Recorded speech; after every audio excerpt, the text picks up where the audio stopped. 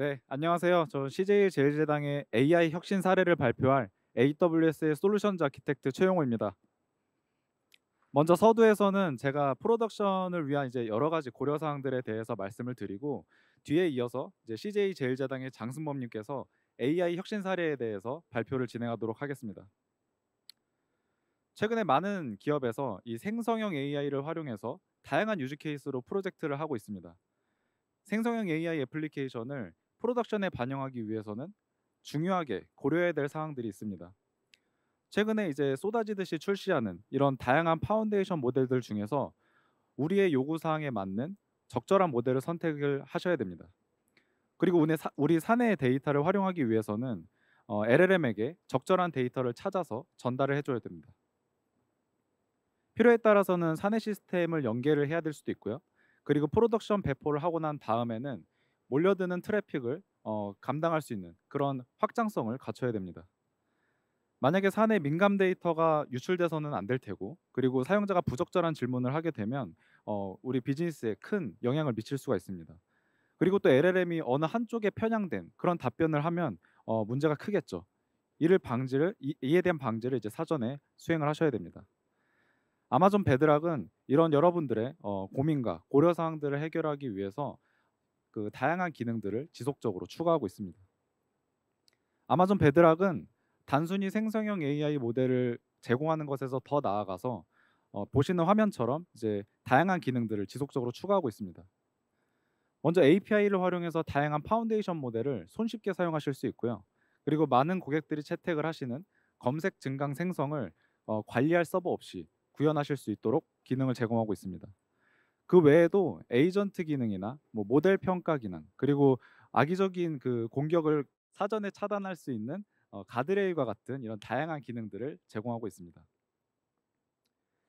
생성형 AI 모델의 그 답변 정확도를 높이는 가장 쉬운 방법은 적절한 모델을 선택하는 것입니다.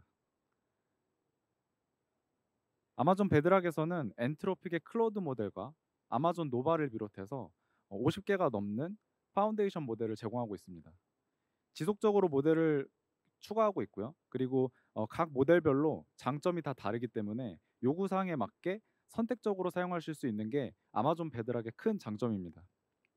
게다가 베드락의 그 마켓플레이스 기능을 활용하게 되면은 최신의 인기 있는 모델과 그리고 특정 도메인에 특화된 전문 모델들이 100개 이상 제공되고 있습니다.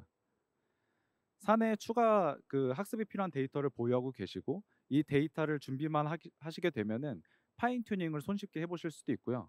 그리고 지금 직접 개발하고 계신 모델들을 직접 가져와서 사용할 수 있는 기능들도 제공하고 있습니다. 아마존 베드락에서 파운데이션 모델이 이렇게 150여 개가 넘게 제공되고 있는데, 그럼 여기에서 우리한테 적합한 우리 요구 사항에 맞는 모델을 어떻게 선택할 수 있을까요? 먼저 각 모델들이 특장점들이 다 있기 때문에 우리 요구 사항에 맞는 모델을 선별을 해내야 됩니다. 그리고 나서 모델 평가를 수행해서 이 선별된 모델들 중에 우리가 원하는 정확도 그 수준에 미치는 모델을 또 추려내게 됩니다. 이렇게 선별된 모델들 중에서는 요구 사항에 맞게 또 우선순위가 가장 높은 모델을 선택하게 됩니다. 모델은 계속돼서 출시되고 있고 버전 업데이트가 계속되기 때문에 언제든 교체해서 사용할 수 있어야 됩니다. 그래서 이 과정은 주기적으로 반복이 돼야 됩니다. 아마존 베드락에서는 이 별도로 구현하실 필요 없이 이 모델 평가 기능을 제공하는 어, 여러 가지 기능들을 제공하고 있습니다. 만약에 이미지 분류라든지 스팸 디텍션 이런 주어진 인풋에 따라서 명확한 결과가 있는 경우에는 버트스코어 같은 이런 평가 지표를 활용한 프로그래밍 방식을 사용하실 수 있습니다. 그런 평가 과정을 자동화하실 수 있겠죠. 그리고 챗봇의 그 답변 정확도라든지 약간의 그 주관이 들어가는 그런 평가, 사람이 평가하는 것 같은 그런 평가를 해야 되는 그런 부분들도 최근에는 LLM이 이 일을 대신하고 있습니다. 그래서 LLM 평가를 사용하시는 경우에도 이런 평가 프로세스를 자동화하실 수 있습니다. 근데 경우에 따라서는 뭐 상담 업무 같이 이렇게 감정적인 부분까지 평가를 해야 된다거나 아니면 의료, 법률, 뭐 금융 이렇게 좀 답변의 리스크가 굉장히 큰 영역에서는 사람이 좀 개입을 해서 평가를 해야 되는 게 필요할 수 있습니다. 이 경우에 아마존 베드락에서는 그 사용자 지정 데이터셋을 업로드하신 다음에 모델이 답변을 생성해내면 사람이 개입을 해서 뭐 좋아요나 싫어요 투표를 한다던가 아니면 만족도 투표를 한다던가 이런 그 평가 작업을 수행한 다음에 베드락을 통해서 레포트를 확인하실 수가 있습니다. 이처럼 아마존 베드락의 모델 평가 기능은 요구 사항에 맞는 적절한 모델을 선택하시는 데 굉장히 큰 도움을 드릴 수가 있습니다. LLM은 사전에 학습된 모델이기 때문에 이 사내 특화된 데이터나 최신의 데이터는 잘 알지 못합니다. 그래서 우리 서비스에 적절한 모델을 선택하셨다면 이후에는 기업의 데이터를 통합하는 것이 중요합니다. 지금 화면에 보시는 차트를 보면 오른쪽으로 갈수록 복잡도가 높고 그리고 비용과 시간이 많이 들어가지만 품질이 좋아집니다. 그 이유를 한번 살펴보면요. 가장 왼쪽에 제로샷이라고 하는 거는 사용자 질문을 그대로 LLM한테 전달을 해서 답변을 만드는 것입니다. 그렇다 보니까 추가로 들어가는 공수가 없어서 편하지만 우리 사내 데이터를 활용하기에는 좀 한계가 있습니다. 만약에 이제 도메인 지식을 이해할 수 있도록 프롬프트 엔지니어링을 해서 사내 데이터나 뭐 지침 같은 것들을 포함해서 전달을 하면 우리 데이터를 활용할 수는 있지만 그 사용자 질문에 따라서 유동적으로 답변을 만들어내기에는 또 한계가 있습니다. 검색 증강 생성의 경우에는 질문에 적합한 정보를 찾아서 LLM한테 전달해주는 방식입니다. 그렇다 보니까 우리 사내 데이터를 활용하기에 굉장히 유리한 방식입니다. 여기까지는 모델의 어떠한 그 변경도 가하지 않고 LLM의 답변 정확도를 높일 수 있는 인컨텍스트 러닝 방식이었습니다. 근데 모델이 우리 사내 데이터를 알고 있고 도메인에 특화된 답변을 만들어낼 수 있다고 하면은 더 효율적이겠죠. 근데 이 경우에는 모델의 추가 학습이 필요합니다. 그렇다 보니까 많은 비용과 시간 그리고 인적 자원이 소모됩니다. 그래서 먼저 인컨텍스트 러닝을 시도해 볼 것을 좀 권장을 드리고요. 그 중에서도 고객분들이 가장 많이 채택하고 효과가 좋은 레그 방식을 사용하시는 것을 좀 추천드립니다. 근데 이제 레그를 구성하는 방법은 어렵진 않습니다. 근데 프로덕션 수준으로 이 레그의 성능을 끌어올리는 것은 굉장히 어려운 일입니다. 사내에 가진 문서들을 벡터 데이터베이스에 저장을 할 때 전체 문서를 한 번에 저장하는 게 아니라 이걸 또 문장이나 문단 단위로 나눠서 저장을 합니다. 이 단위를 우리는 청킹이라고 합니다. 만약에 청킹 단위가 너무 작아지면 내용을 이제 LLM한테 충분히 전달하지 못하기 때문에 답변 정확도가 떨어질 수 있겠죠. 반대로 이 그 청킹의 크기가 너무 커버리면은 토큰이 증가하기 때문에 비용도 늘어나고 또 노이즈 때문에 정확도가 또 떨어질 수도 있습니다. 그래서 청킹을 할 때 고정된 크기로 할지 만약에 고정된 크기로 한다고 하면은 어느 정도 사이즈의 청크 사이즈를 할지 그리고 유사도 높은 문장 단위로 우리가 청킹을 할지 이런 전략들이 필요해집니다. 그리고 청킹된 데이터들은 유사도 검색을 통해서 이제 벡터화해 갖고 벡터 스토리지에 저장을 하게 되는데 이때는 임베딩 모델을 사용하게 됩니다. 국내 서비스의 경우에는 한국어 지원이 되는 모델을 또 선택하는 게 중요하겠죠. 벡터 데이터베이스를 활용할 때는 검색 성능이랑 기능이 어떤 그 우리 회사가 그 목표로 하는 그런 요구사항을 충족할 수 있는지 이런 검증이 필요합니다. 그리고 데이터량과 검색 빈도에 따라서 확장이 가능해야 됩니다. 또 마지막으로 이제 정확도를 끌어올리려면 그 고급 검색 기법이 또 필요할 수도 있어요. 유사도 검색이랑 키워드 검색을 함께하는 하이브리드 서치라든지 이 반환된 결과들을 실제 문맥적으로 관련성이 있는지 이 높은 손으로 재정렬하는 이런 리랭킹이라는 방법을 요즘 많이 사용하고 있습니다. 이 어렵게 느껴지는 내용들을 손쉽게 구현하실 수 있도록 베드락에서는 완전 관리형으로 널리지 베이스를 제공하고 있습니다. 이 널리지 베이스를 활용하시게 되면은 먼저 이제 UI에서 손쉽게 설정이 가능하시고요. 사내 데이터를 저장할 데이터 소스를 지정하고 그 다음에 벡터화에 필요한 임베딩 모델을 선택을 합니다. 그리고 나서 벡터 데이터베이스를 어떤 것을 사용할지를 선택을 하면 이제 손쉽게 레그를 활용하실 수 있습니다. 그리고 이런 여기에서 필요한 인프라들은 전부 다 서버리스로 구축이 되기 때문에 관리할 수 없이 편리하게 사용하실 수 있습니다. 이 과정에서 GUI 환경으로 간단하게 이제 청킹 전략을 선택하실 수도 있고요. 그리고 추가적인 코드 개발 없이 베드락의 API 파라미터를 설정하는 것만으로 하이브리드 서치나 리랭킹을 사용하실 수 있습니다. 이 아마존 베드락 널리지 베이스를 사용하는 워크플로우를 한번 살펴보면요. 기존에는 애플리케이션에서 직접 구현해야 됐던 임베딩 절차나 벡터 데이터베이스를 탐색하는 과정 이런 것들을 전부 생략하고 API 하나로 레그 활용이 가능합니다.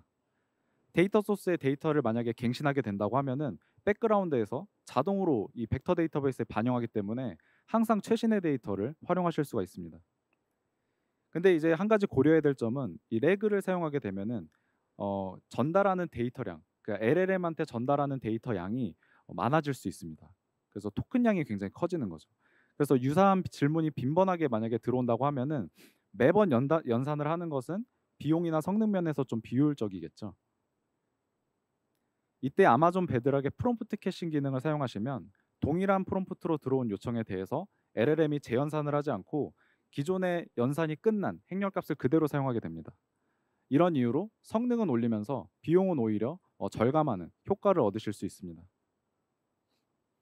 그럼 이어서 이제 시스템 통합에 대해서 한번 알아보겠습니다. 이 생성형 AI의 인기가 날이 갈수록 이제 커지면서 많은 회사에서 비즈니스 도입을 위해서 다양한 시도를 하고 계십니다. 예를 들어서 신약 개발을 위해서 의료 연구에 활용한다거나 아니면 AI를 마치 나만의 비서처럼 활용을 해서 복잡한 보험금 청구 같은 이런 업무들을 위임하는 작업을 하시기도 합니다. 무엇보다 우리 서비스를 사용하시는 고객분들의 사용자 경험을 향상시키기 위해서 많은 노력을 기울이고 있습니다. 이런 유즈 케이스들을 지원하는데 공통점은 사내 시스템이나 외부 시스템을 연계를 해야 된다는 겁니다. 그럼 생성형 AI 모델한테 이 사내 데이터베이스에 접근하는 것과 같은 이런 일을 시키려면 어떻게 해야 될까요?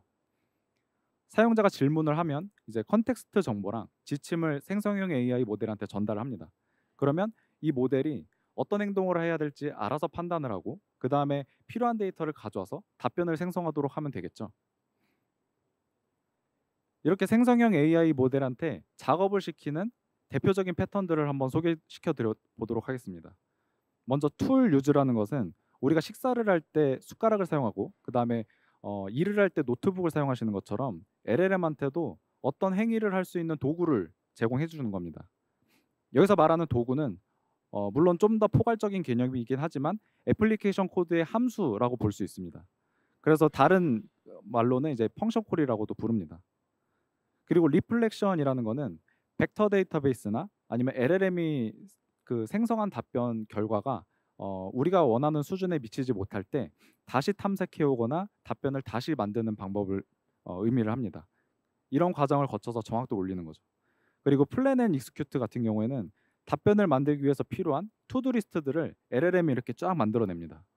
그럼 그 투두 리스트들을 하나씩 실행해 가면서 필요한 정보들을 다 이렇게 수집을 해요. 그리고 마지막으로 이제 답변을 만드는 이런 방식이 플랜 앤 익스큐트입니다. 그리고 멀티 에이전트 콜라보레이션은 하나의 에이전트가 모든 그 작업을 수행하는 게 아니라 여러 에이전트가 역할을 분담해서 각자 잘하는 일을 하고 이 정보를 취합해서 답변을 만들어내는 그런 전략을 의미를 합니다. 이런 것들을 마치 AI가 우리의 대리인처럼 행동을 하기 때문에 에이전트라고 부릅니다. 아마존 베드락 에이전트는 이런 패턴들을 적용할 수 있도록 관리형으로 제공되는 에이전트 기능입니다. LLM이 판단해서 동적으로 API를 호출해서 작업을 수행하도록 할 수도 있고요. 도구 활용이나 멀티 에이전트 콜라보레이션 같은 기능들도 제공합니다. 에이전트는 LLM이 단계적으로 행동을 하기 때문에 어떤 작업을 수행했는지 투명하게 확인할 수 있어야 됩니다. 이를 위해서 디버깅할 수 있는 이 추적 기능도 제공을 하고 있습니다. AWS 네트워크를 사용하기 때문에 기업 내부 데이터에 안전하게 접근하실 수 있습니다. 근데 또 한 가지 또 고려해야 될 점이 에이전트를 활용하게 되면은 이 답변 생성에 LLM이 많이 개입을 하게 됩니다. 그러다 보니까 LLM의 요청량이 많아질 수 있어요.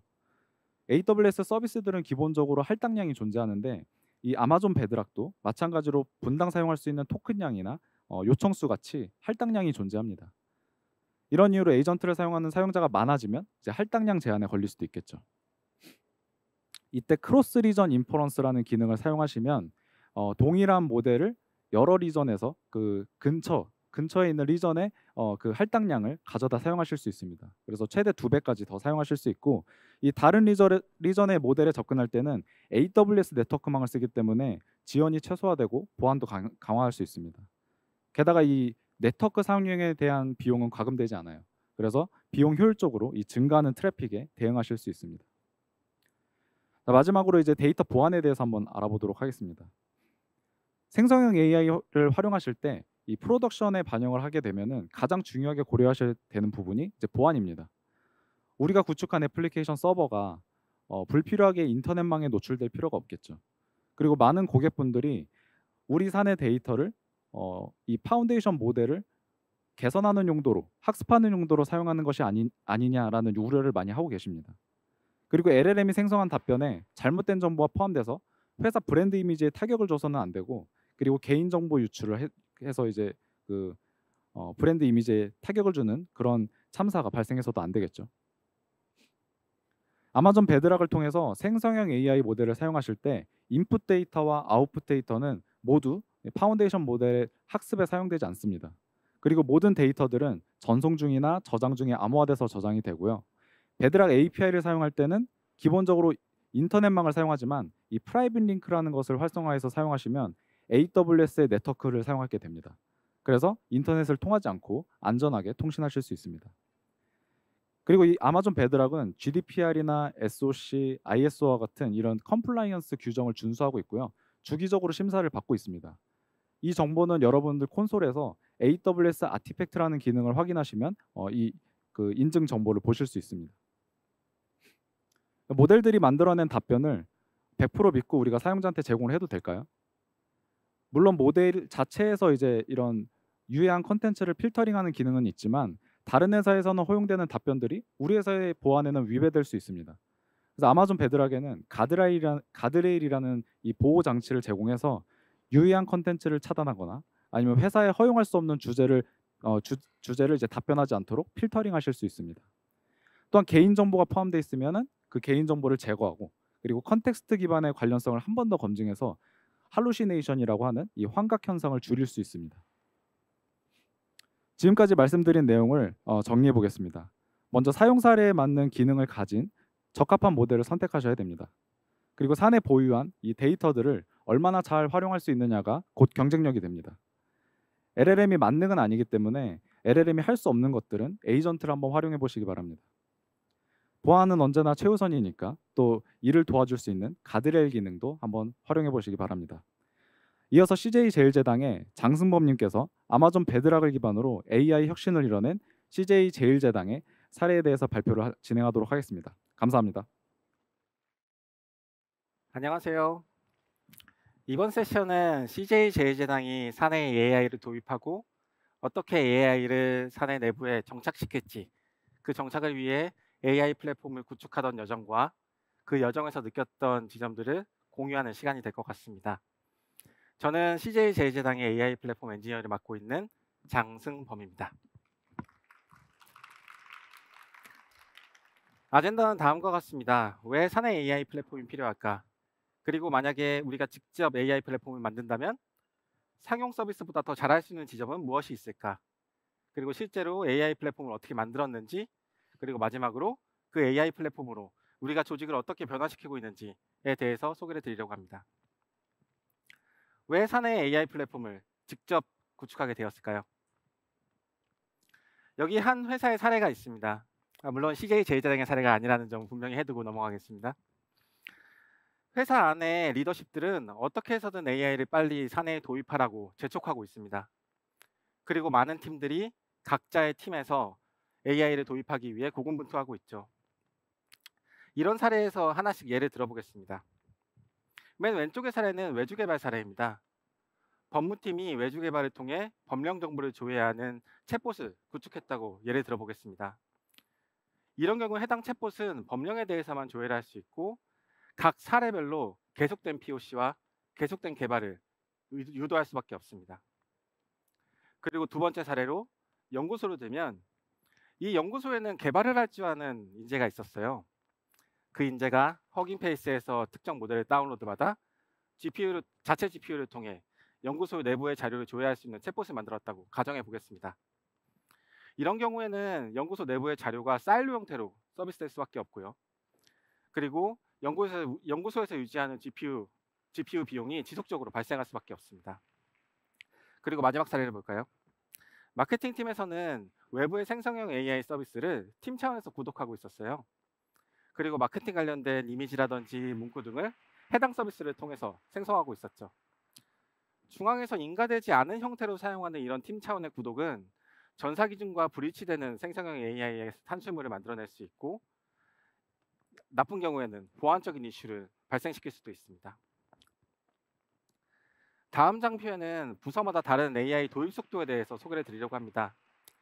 아마 많은 회사들의 수준이 이런 구조에서 벗어나지 못했을 거라고 생각하고 있어요.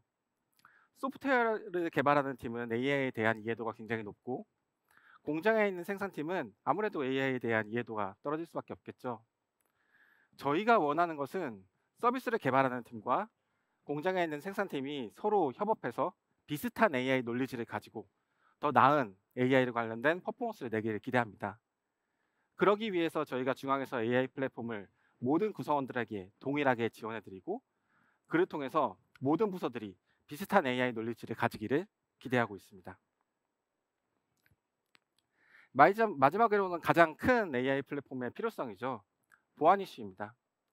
맨 왼쪽의 내용은 여러분도 다 아시다시피 올 초 가장 큰 이슈가 되었던 딥시크에 대한 내용입니다. 딥시크는 중국 국가정보법 기반에서 서비스된다는 점에서 보안상 이슈가 굉장히 많았고, 실제로 데이터베이스가 유출되는 사고도 있었죠. 우리나라나 미국 같은 많은 국가들이 국가 차원에서 딥시크를 사용하지 않기를 권장하고 있습니다. 그리고 두 번째로는 AI를 통한 자료 유출의 위험성입니다. 생성형 AI 태동기에 국내 굴지의 대기업에서 보안적인 데이터가 질의를 통해 유출되는 사고가 있었죠. 그리고 마지막으로는 섀도우 IT입니다. 많은 사람들이 회사에서 인증이나 인가되지 않은 형태로 다양한 생성형 AI 서비스를 활용하고 있습니다. 이런 경우에는 전사의 기준에 불이치되는 어떤 알 수 없는 생성된 자료들이 만들어질 수 있고, 보안적인 이슈는 어떤 이슈가 발생될지 가늠조차 하기 어렵죠. 그렇기 때문에 저희는 사내에 저희가 만든 생성형 AI 서비스가 필요하다고 생각을 합니다. 만약에 우리가 직접 만든다면 더 잘할 수 있는 부분은 무엇이 있을까요? 첫 번째로는 안전한 AI 인프라입니다. 앞에서 여러 세션에서도 공유를 해드렸겠지만, 저희 회사는 메인 클라우드로 AWS를 사용하고 있는데요. AI 플랫폼도 동일하게 AWS VPC 위에서 구동되고 있습니다. 이런 환경에서는 AWS 베드락이 가장 좋은 선택이라고 자부할 수 있습니다. AWS 베드락은 안전한 인프라 위에서 격리된 환경에서, 그리고 사용자의 질의를 학습하지 않는다는 보장 하에 운영이 되고 있고요. 그리고 두 번째로 베드락이 최선인 이유는 프라이빗 링크입니다.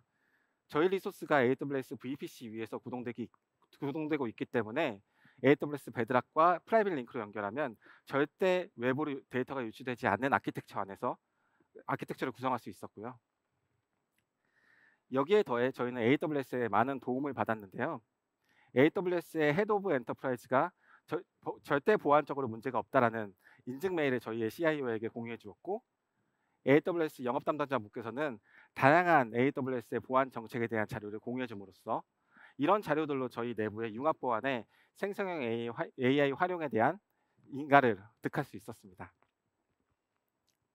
그렇다면 보안적인 이슈 외에 우리가 더 잘할 수 있는 지점은 또 무엇이 있을까요? 가장 큰 것은 데이터일 겁니다. 2024년 말부터 이런 이야기들이 나오기 시작했죠.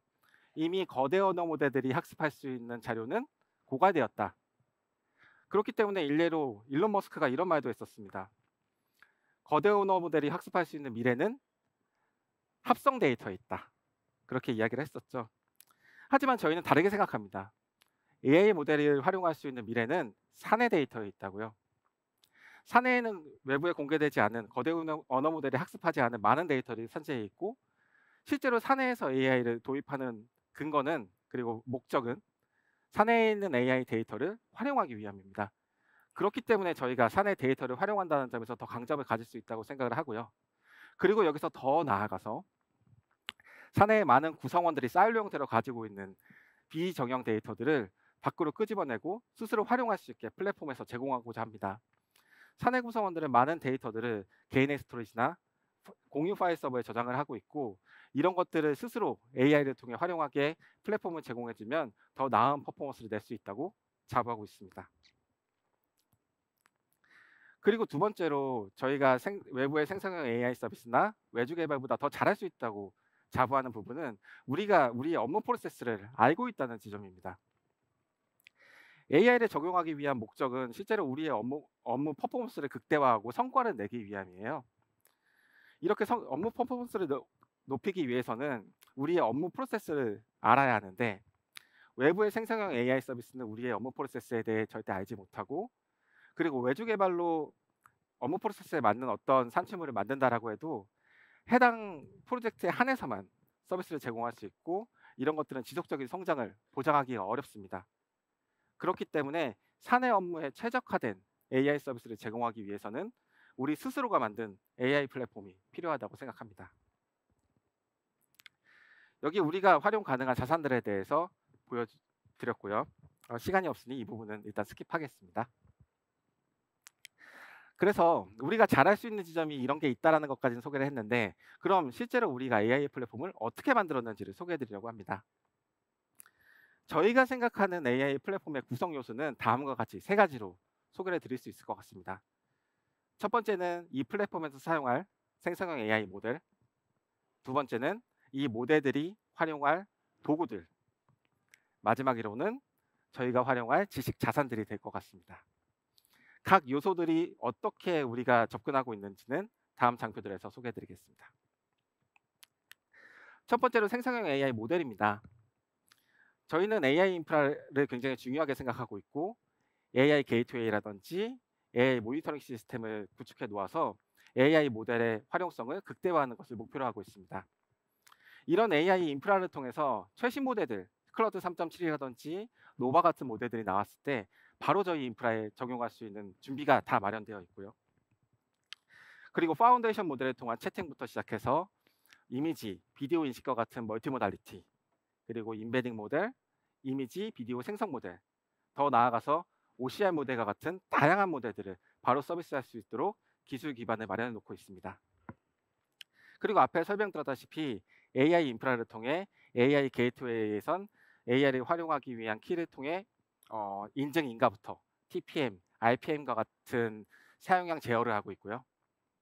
AI 모니터링 시스템에서는 AI를 사용하고 있는 사용량, 요금, 그리고 퍼포먼스 등을 지속적으로 모니터링할 수 있는 인프라를 구축하고 있습니다.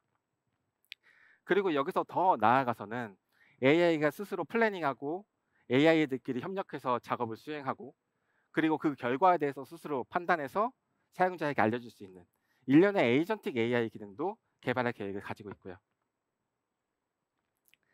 다음은 도구입니다. AI가 답변이라든지 컨텐츠를 생성하기 위해서 사용할 도구들이고요. 예를 들면 웹 검색을 할 수 있는 도구, 파일에 있는 내용을 읽을 수 있는 도구, 저희의 CMS에 있는 비정형 데이터를 조회할 수 있는 기능이라든지 다양한 기능들을 AI에게 제공해주는 기능인데요. 저희는 이런 도구들을 구축하는 데 있어서 가장 중요한 것으로 드는 것이 바로 마이크로 서비스 아키텍처입니다. 다양한 도구들이 소규모로 빠른 속도로 개발이 되고 지속적으로 발전되기 위해서 마이크로 서비스 아키텍처로 모든 도구들이 구현이 되고 있고요. 이렇게 구현된 도구들은 API 게이트웨이를 통해 다양한 API라든지 사용자에게 제공이 될 예정입니다. 그리고 이 도구들은 각 레거시 시스템의 데이터베이스라든지 API에 접근할 수 있는 환경을 AI에게 제공해 주고요. 그리고 여러분도 다 아시다시피 요즘에 화두가 되고 있는 모델 컨텍스트 프로토콜 같은 MCP를 기반으로 한 도구들을 개발해서 다양한 API가 지속적으로 활용할 수 있는 그런 도구들을 개발할 계획을 가지고 있습니다. 그 다음으로는 지식 기반입니다. 이 아키텍처에 대해서는 여기 계신 많은 분들이 이미 알고 계실 것 같아요. 사용자가 질의를 했을 때 레그를 통해서 비정형 데이터에서 데이터를 가지고 오고, TTS를 태워서 데이터 웨어하우스와 같은 데이터베이스에 있는 데이터를 가져다가 AI가 답변을 하는 방식이죠. 저희도 당연하게 이런 아키텍처가 구현이 되어 있고요. 하지만 저희는 여기서 더 나아갑니다. 바로 이런 지식 자산을 구축하는 데 앞장서는 것이죠. 사내의 데이터를 발굴하고 멀티모달리티가 가능한 파운데이션 모델이나 OCR 모델을 활용해서 비정형 데이터나 정형 데이터들을 지식 자산화하는 것입니다. 저희 팀은 10여 명으로 이루어진 팀인데요. 이런 팀에서 이런 것들이 가능한 것은 저희 팀의 구조에 있다고 생각을 하고 있어요. 저희 팀은 10여 명밖에 안 되지만 서비스 기획자부터 저와 같은 기능 개발자, AI 기능 개발자, 그리고 다음으로는 데이터를 관리할 수 있는 데이터 플랫폼 운영자까지 모두 내재화하고 있습니다. 이런 구성원들이 협업을 함으로 인해서 이런 지식 자산화를 주도적으로 이끌어갈 수 있는 역량을 가지게 된 것이죠. AI 플랫폼의 아키텍처를 자세하게 설명드리기에는 시간이 부족하기 때문에 간략하게 구조화해서 소개를 드리려고 합니다. 예를 들어 저희가 사내 챗봇 서비스를 만든다라고 가정을 해보겠습니다. 그러면 AI 플랫폼에서는 채팅 API를 제공하게 될 거고요. 이 채팅 API는 채팅에서 필요한 대화 내역을 저장한다든지 멀티턴 대화를 지원한다든지 아니면 스트리밍을 통한 빠른 응답을 한다든지 이런 기능들을 제공하고요. 이 채팅 API는 사용자의 의도에 따라 다양한 도구들을 활용할 수 있게 구성이 되어 있습니다. 그리고 이 도구들은 기저의 다양한 지식 자산들을 바로 활용할 수 있는 준비가 되어 있고요. 예를 들어 사내 레거시 시스템과 연결되는 AI 기능을 제공한다고 가정해 보겠습니다. 이런 경우에는 채팅과 같이 대화 내용을 저장한다든지 스트리밍으로 응답을 제공해 줄 필요는 없을 것 같아요. 이럴 땐 단건의 컴플리션을 제공할 수 있는 API를 AI 플랫폼에서 제공하게 될 거고요. 그리고 이 컴플리션 API는 사내 시스템에서 사용 가능한 사내 데이터를 검색한다든지 이메일을 보낸다든지 하는 이런 작업들을 할 수 있는 도구를 활용하게 될 겁니다. 그리고 이 도구들은 CMS에 있는 비정형 데이터라든지 데이터 웨어하우스에 있는 다양한 데이터베이스를 활용할 수 있겠죠. 저희는 식품 산업을 하다 보니까 예를 들어서 식품 관련된 트렌드 캐치를 하는 서비스를 저희가 구현한다고 가정을 해보겠습니다. 그러면 이 서비스에서는 식품 관련된 웹페이지를 분석하고 요약해서 활용할 수 있는 서비스가 필요해요. API가 필요해요. 그런 경우에 AI 플랫폼에서는 그런 식품 관련된 웹페이지를 분석하고 요약할 수 있는 API를 제공해 줄 거고요. 이 API는 웹 검색을 할 수 있는 도구를 활용하고 이 도구는 서프 API 같은 검색이 가능한 외부 서비스를 활용하게 될 겁니다. 그리고 이 과정에서 API에서 어떤 도구를 활용하는가에 대한 의사결정을 한다든지 응답을 생성하는 부분은 클러드 3.5, 3.7과 같은 모델들, 그 외에도 다양한 모델들을 저희는 활용할 수 있는 기반을 마련해 놓았습니다. 그렇다면 이렇게 만들어진 AI 플랫폼을 통해서 어떻게 회사를 변화시킬 수 있을까요? 저희가 생각하는 AI를 사내 구성원들에게 가장 최적으로 전달할 수 있는 창구는 채팅이라고 생각을 합니다. 그렇기 때문에 AI 플랫폼 위에서 가장 먼저 배포된 서비스도 CJ 제일제당의 생성형 AI 서비스 스냅 AI입니다. 여기 스냅 AI의 동영상을 한번 공유해 드리면서 몇 가지 설명을 드리겠습니다. 이 동영상을 보면 크게 세 가지를 아실 수 있을 것 같아요. 첫 번째는 클러드 3.7을 사용하고 있습니다. 그렇기 때문에 최신 모델을 활용하고 있고 클러드 3.7이 제공하는 추론 과정을 모두 보여드릴 수 있는 UX를 제공하고 있고요. 두 번째로는 사용자가 올린 파일을 기반으로 한 질의가 가능하다는 점입니다. 여기서는 파일을 예로 들었지만 저희가 CMS에 저장되어 있는 어떤 다양한 비정형 문서들이라든지 아니면 데이터 웨어하우스에 있는 데이터를 TTS로 조회를 한다든지 아니면 웹 검색 결과 등을 동일한 방식으로 조회해서 제공해 줄 수 있을 것입니다. 그리고 세 번째로는 사용자가 질의를 했을 때 그 질의에 얘가 어떤 게 필요한지를 판단해서 작업을 한다는 거죠. 지금의 예에서는 사용자가 올린 파일을 읽어야겠다는 의사결정을 AI가 스스로 하고 그리고 파일이라는 지식 정보를 바로 얘가 활용해서 응답하는 작업을 하고 있습니다. 여기까지 보면 여러분이 생각했을 때 이런 사내 챗봇 다른 회사들도 다 개발하고 있는 거 아니야? 레그? 우리도 다 하고 있는데? 라고 생각할 수 있을 것 같아요. 하지만 저희가 생각하는 스냅 AI의 차별점은 다음 장표들에서 몇 가지를 보여드릴 수 있을 것 같습니다. 저희가 스냅 AI를 처음 사용자들한테 제공할 때 주안점으로 줬던 것은 외부의 생성형 AI 서비스와 동일한 기능을 제공해야 된다는 점이었습니다. 사용자들이 이질감을 느끼지 않고 최적의 AI 서비스를 느껴야 된다는 것이었죠. 그렇기 때문에 저희는 다양한 AI 모델들을 서비스하고 있고요. 그리고 파일 관련된 질의가 가능한 기능부터 퍼플렉시티와 같이 웹 검색이 가능하고 검색 결과를 답변과 같이 UX로 제공해주는 기능, 그리고 사용자가 스스로 모델을 선택하고 시스템 프롬프팅을 하고 사용할 함수를 정의하는 등의 어시스턴트를 직접 만드는 기능부터 문장이나 코드 생성에 특화된 기능과 엑셀과 같은 데이터를 분석해서 차트를 보여준다든지 다양한 코드 레벨에 접근을 할 수 있는 코드 인터프리터 기능, 그리고 사용자가 원하는 답변 톤 앤 매너를 지정하는 개인화 기능과 이미지 생성 기능까지 외부에서 일반적으로 제공하고 있는 대부분의 기능을 저희도 동일하게 제공하고 있다고 자부하고 있고요. 여기에 더 나아가서 스냅 AI는 저희만 제공할 수 있는 기능들도 제공을 합니다. 첫 번째로는 번역 기능인데요. 저희 일반적인 파운데이션 모델을 통해서 번역을 하는 것도 가능하겠지만 저희는 좀 더 나은 번역 경험을 위해 디벨 API를 활용해서 더 나은 번역 결과를 제공한다든지, 아니면 파일을 번역했을 때 파일의 구조를 그대로 유지하는 상태에서 내부의 컨텐츠만 번역해서 사용자에게 돌려주는 기능을 제공하기도 하고요. 그래서 앞에서 계속 말씀드렸다시피 사내 지식을 기반으로 답변을 만든다든지, 아니면 데이터를 검색해서 데이터 웨어하우스에 있는 데이터를 기반으로 답변을 한다든지, 그리고 인사정보나 아니면 고급 개인화 기능을 제공하는 다른 마이크로 서비스를 통해서 고급화된 개인화 기능도 저희가 제공을 하고 있습니다. 그리고 여기서 더 나아가서 아까 앞에서 말씀드렸던 에이전틱 AI와 같은 AI가 스스로 판단하고 작업하고 평가하고 스스로 어떤 일련의 작업을 수행할 수 있는 그런 AI 스튜디오 기능을 6월 내에 개발할 계획을 가지고 있고요. 이 스냅 AI 서비스는 굉장히 성공한 서비스로 자리 잡고 있습니다.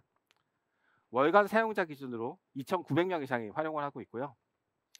주간 사용자 기준으로는 사내 사무직 임직원 중 35% 이상이 이미 활용을 하고 있습니다. 그리고 주 단위로는 4만 개 이상의 질의를 계속 처리를 하고 있고요. 저희가 AI 플랫폼을 통해 이런 스냅 AI와 같은 서비스를 만드는 것은 이런 선순환 구조를 위함입니다. 저희가 이런 좋은 서비스를 만들어서 사용자들에게 제공해주면 사용자들은 이 서비스를 경험함으로써 AI가 이런 것이구나, 어쩌면 이런 것도 할 수 있지 않을까? 이런 아이디어를 스스로 생각하게 돼요. 문화를 바꾸는 것이죠. 그리고 이 사용자들은 이런 아이디어와 자료들을 가지고 저희를 찾아옵니다. 그렇게 되면 저희가 그 자료나 업무 프로세스를 가지고 AI 플랫폼을 지속적으로 고도화시킬 수 있고요. 그렇게 고도화된 플랫폼이 더 나은 서비스들을 계속 개발해서 사용자들에게 제공해 줄 수 있을 겁니다. 이건 여담인데 제가 이 서비스를 개발하고 배포하면서 가장 큰 기쁨을 느꼈던 시점이 스냅 AI를 릴리즈했던 시점이 아니었어요. 그때는 많은 개발자분도 동일하게 느끼겠지만 서비스가 터지지 않았구나, 사용자들이 클레임을 그다지 하지 않네, 다행이다 라는 안도감을 가지고 있었고요. 하지만 제가 진짜 기쁨을 느꼈던 지점은 스냅 AI가 릴리즈 되고 난 몇 주 뒤였습니다. 많은 팀에서 10여 개의 팀에서 AI가 이런 게 되는군요, 이런 것도 할 수 있나요? 라면서 수많은 협업 요청이 들어올 때였어요. 우리가 문화를 바꾸는 것이죠. 저희 CJ 제이전항의 DX랩이라는 조직은 서비스나 기능을 개발하는 팀이 아닙니다. 사내의 AI를 통해서 사내가 일한 업무를 하는 문화를 바꾸는 조직입니다. 저희는 그런 것을 위해서 앞으로도 계속 정진할 예정입니다. 여기에 오신 분들 중 만약에 AI를 사내에 도입하는 데 있어서 많은 아이디어가 필요했던 분들이 계시다면 이번 세션이 많은 도움이 되셨길 기대합니다. 그럼 오늘 발표 여기서 마치겠습니다. 감사합니다.